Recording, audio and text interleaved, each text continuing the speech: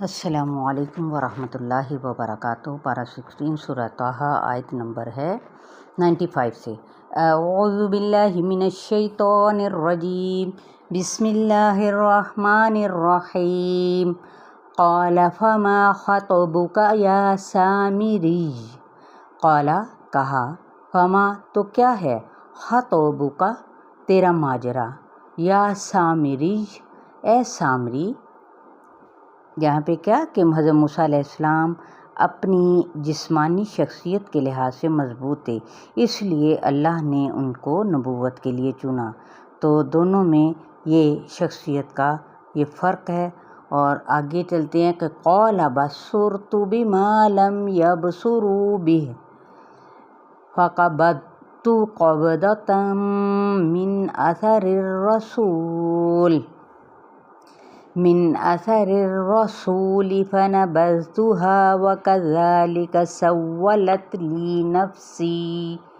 قال کہا اس نے، کس نے، سامری نے، بصرت میں نے دیکھا، بما لم ساتھ اس کے جو نہیں، یبصروا انہوں نے دیکھا، بھی جس کو، فقبضت قاف با ضاد تو میں نے اٹھا لی، قبضۃ ایک مٹھی، من اثر الرسولی رسول کے نقش قدم سے۔ مراد کیا ہے، فرشتہ اور رسول بھی دونوں ہو سکتے ہیں۔ فنبذتها نون با ذال تو میں نے ڈال دیا اس کو، وکذالک اور اسی طرح، سولت آسان کر دیا تھا میرے لیے، میرے لیے، نفسی میرے نفس نے۔ کیا ہوشیار آدمی تھا۔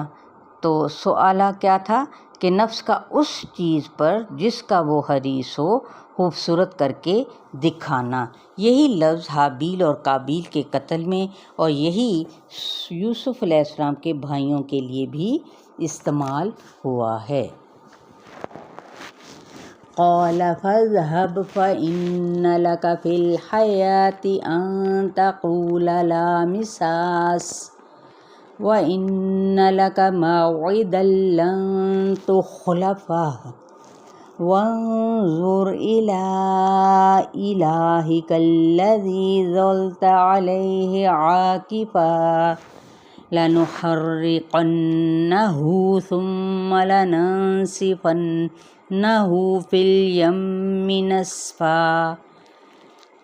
قال کہا، فاذهب پس جاؤ، فإن تو بے شک، لکا تیرے لیے، فی الحیاتی زندگی میں ہے، ان کی تقولا تو کہے، لا مساسا میم سین سین نہ چھونا، وإن اور بے شک، لکا تیرے لیے، موعداً ایک وعدے کا وقت مقرر ہے، لن ہرگز نہ، تخلفہ تو پیچھے چھوڑا جائے گا اس سے، وانظر اور دیکھ، الی الہک طرف اپنے الہ کے، الذی وہ جو، ظلتا رہا تو، علیہ اس پر، عاکفاً عین کا فا معتقف، لنحرقنہ حرق البتہ ہم ضرور جلا ڈالیں گے اس کو، ثم پھر، لننسفنہ نون سین فا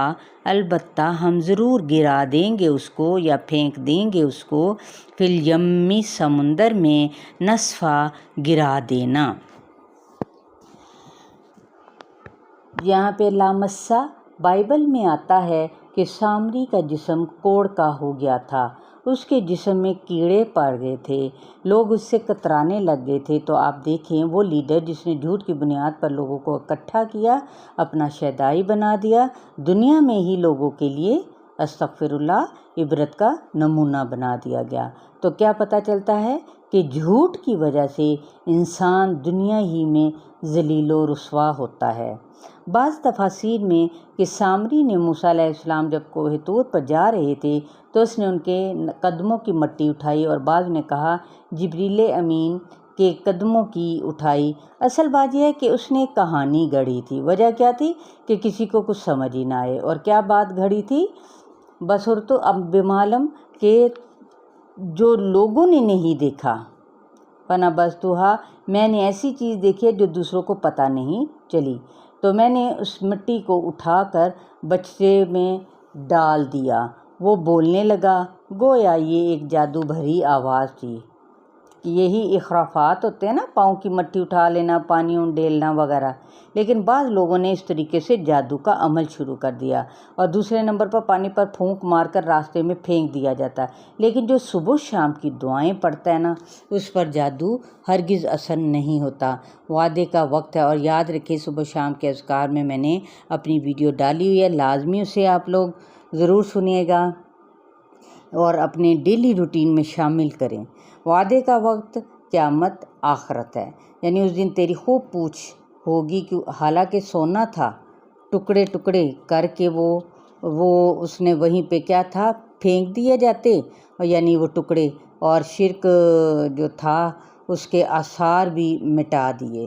اس طرح یعنی شرک جو تھا نا اس کے آثار بھی مٹا دیے۔ اسی طرح حضرت علی رضی اللہ تعالیٰ عنہ کو جب بھیجا تھا کہ قبروں کو برابر کر دو، تو انہوں نے بھی آ کر یہی کہا تھا کہ میں تم کو وہ بات نہ بتاؤں جو حضور صلی اللہ علیہ وسلم نے مجھ سے کہی تھی کہ آثار شرک مٹا دو، کیونکہ ڈر تھا کہ اگر بچھڑے کی نشانی کو رکھ بھی دیا جاتا تو لوگ پھر کیا تھے، اس شرک میں مبتلا ہو جاتے۔